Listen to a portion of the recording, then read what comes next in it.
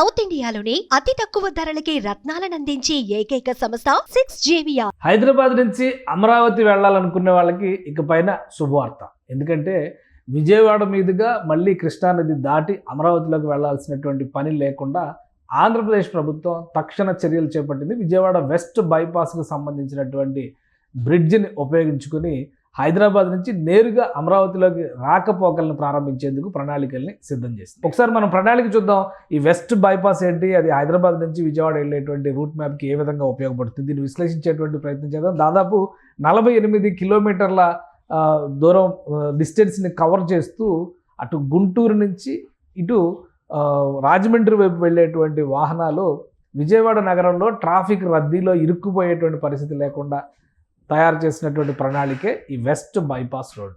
అలానే east bypass ప్రణాళిక కూడా ఉంది. ప్రస్తుతానికి అది పెండింగ్లో ఉంది. వాస్తవానికి వెస్ట్ బైపాస్ ఈస్ట్ బైపాస్ కాకుండా అమరావతి ఇన్నర్ రింగ్ రోడ్డు పేరుతో విజయవాడ గుంటూరు మధ్య ట్రాఫిక్ రాకపోకలను నియంత్రించేందుకు అప్పట్లో చంద్రబాబు నాయుడు ప్రభుత్వం ఒక ప్రణాళికను సిద్ధం చేస్తే, అయితే జగన్మోహన్ రెడ్డి ప్రభుత్వం ఆ ప్రణాళికలన్నింటినీ పక్కన పెట్టేయడం, అమరావతిని పూర్తిగా పక్కనకు జరిపేయడంతో అవి ఆగిపోయింది. కేంద్ర ప్రభుత్వం national highway authorities of India ఆధ్వర్యంలో వెస్ట్ బైపాస్ పనులు ప్రారంభించింది. ఈ వెస్ట్ బైపాస్కి సంబంధించినటువంటి ఒక ప్రణాళికని మనం చూద్దాం. వెస్ట్ బైపాస్కి సంబంధించినటువంటి మ్యాప్ ఇది. వాస్తవానికి ఆంధ్రప్రదేశ్కి సంబంధించినటువంటి ఎవరికైనా కానీ ఇది చాలా సులువుగా అర్థమయ్యేటువంటి ప్రక్రియ. వెస్ట్ బైపాస్కి సంబంధించిన ప్రణాళిక ఇది. ఇందులో మొత్తం విజయవాడ నగరం మొత్తం కూడా ఈ ప్రదేశంలో, ఈ ప్రాంతంలో ఇక్కడ నిమగ్నమై ఉంటుంది. విజయవాడ కేంద్రీకృతం అయి ఉంటుంది ఈ ప్రదేశంలో. సో ఇటు నుంచి అంటే చెన్నై వైపు వెళ్ళేటువంటి మార్గం ఇది. వైజాగ్ అంటే కలకత్తా వైపు వెళ్ళేది ఇది. హైదరాబాద్ హైవే అంటే ఇది NH65 అంటారు. ఇది NH65, ఇది NH45 ఇది. అయితే విజయవాడ నగరంలోకి వెళ్ళాలంటే ఒకటే ఒక్క రహదారి ఉంటుంది. ఆ ఒక్క రహదారి కూడా ఇది మాత్రమే కనిపిస్తుంది. ఈ రహదారిలో వెళ్ళేటువంటి క్రమంలో, ఈ రహదారిలో ఇక్కడ కనకదుర్గ వారధి అంటారు, కృష్ణానది పైనుంచి 2 బ్రిడ్జెస్ ఉంటాయి. ఈ బ్రిడ్జెస్ దాటుకొని విజయవాడ నగరంలోకి ఎంటర్ అయ్యి ఆ తర్వాత రామవరపాడు మీదుగా గన్నవరం రోడ్లో నుంచి ఇటు పూర్తిగా వెళ్ళేటువంటి ప్రణాళిక ఉంటుంది విజయవాడలో ట్రాఫిక్ మెయింటెనెన్స్. అలానే అటు నుంచి వచ్చేటువంటి వాహనాలు కూడా, ఇటువైపు నుంచి వచ్చేటువంటి వాహనాలు కూడా ఈ మార్గంలోనే వెళ్తాయి. ఈ ట్రాఫిక్ రద్దీ నేపథ్యంలో విజయవాడ నగరం పైన ఈ ప్రాబల్యాన్ని, ప్రభావాన్ని తగ్గించేటువంటి క్రమంలో ఈ వెస్ట్ బైపాస్ అనేటువంటి ప్రణాళికని సిద్ధం చేశారు. అయితే ఈ వెస్ట్ బైపాస్కి సంబంధించి ఒక 50% కంప్లీట్ అయిపోయింది మనం అని చెప్పాల్సి ఉంటుంది. ఎందుకంటే మొత్తం టోటల్ ప్యాకేజీ 48 కిలోమీటర్ల ప్యాకేజ్ అయితే దీన్ని 2 ప్యాకేజీలుగా విడగొట్టారు. ఒకటి విజయవాడ నగరం నుంచి మొదలుపెట్టి ఇక్కడ చిన్న అవుట్పల్లి వరకు జరిగేటువంటి నిర్మాణం, ఇది ప్యాకేజ్ 1. ఈ ప్యాకేజ్ 1కి సంబంధించినటువంటి బాధ్యతల్ని MEIL గ్రూప్ నిర్వర్తిస్తుంది. MEIL గ్రూపు ఆల్మోస్ట్ ఈ రూట్ మ్యాప్ మొత్తంలో చూస్తే కనుక 90% నిర్మాణం పూర్తి చేసింది. చివరికి టోల్ గేట్లు కూడా అక్కడ ఏర్పాటు చేసేసింది. ఒక టోల్ గేట్ వస్తుంది ఈ మార్గంలో, అలానే ఇటువైపు మార్గంలో ఒక టోల్ గేట్ వస్తుంది. ఇక కృష్ణానది బ్రిడ్జ్ దగ్గర నుంచి ఇక్కడ చిన్న కాకాని వెళ్ళేటువంటి మార్గం మొత్తాన్ని కూడా నవయుగ అండ్ అదానీ గ్రూపు ఒక జాయింట్ వెంచర్ ప్యాకేజ్ కింద, ప్యాకేజ్ 2 కింద ఇక్కడ కన్స్ట్రక్షన్ పనులు మొదలుపెట్టింది. ముఖ్యంగా నవయుగ ఇక్కడ ఈ ప్రాజెక్టుకి సంబంధించినటువంటి వంతెనని, కృష్ణానది పైన 3 కిలోమీటర్ల మేర వంతెన ఉంటుంది. ఇది ఈ 3 కిలోమీటర్ల వంతెనని కూడా నిర్మాణం చేశారు. అయితే ఇటువైపు ఈ మార్గానికి సంబంధించినటువంటి రోడ్డుకి సంబంధించినటువంటి ఇతర పనులు మాత్రం కంప్లీట్ కాలే.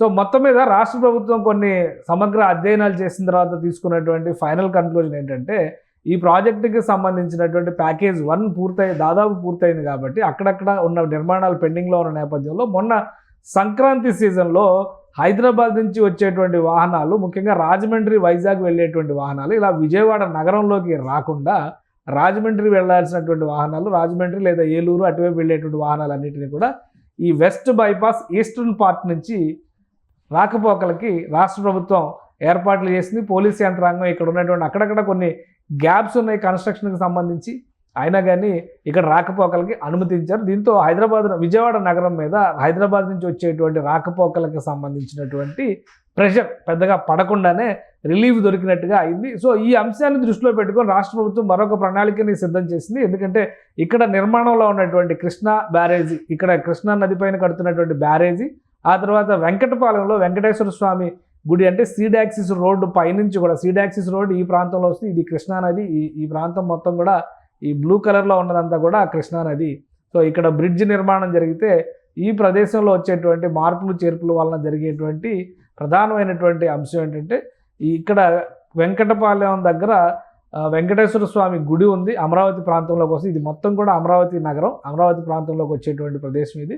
సో ఈ అమరావతి ప్రాంతంలోకి వచ్చేటువంటి ప్రదేశాల్లో చాలా క్లియర్గా రాష్ట్ర ప్రభుత్వం తీసుకున్నటువంటి నిర్ణయం ఏంటంటే ట్రాఫిక్ రాకపోకలు అంటే నేరుగా ఆ వెంకటపాలెం బ్రిడ్జ్ కనుక దిగితే ఇక్కడ నుంచి వెలగపూడి సెక్రటేరియట్ ఈ ప్రాంతంలోనే ఉంటుంది కాబట్టి వెలగపూడి సెక్రటేరియట్ ఇటు నుంచి నేరుగా వెళ్ళడం ఈజీ. అదే హైదరాబాద్ నుంచి వచ్చేటువంటి వాహనాలు ఈ బ్రిడ్జ్ పై నుంచి ఇటు రాకుండా విజయవాడ నగరం వైపు వస్తే మళ్ళీ ప్రకాశం బ్యారేజ్ అంటే ఈ ప్రాంతంలో ప్రకాశం బ్యారేజ్ ఉంటుంది, ఇక్కడ కృష్ణా వారధి ఉంటుంది.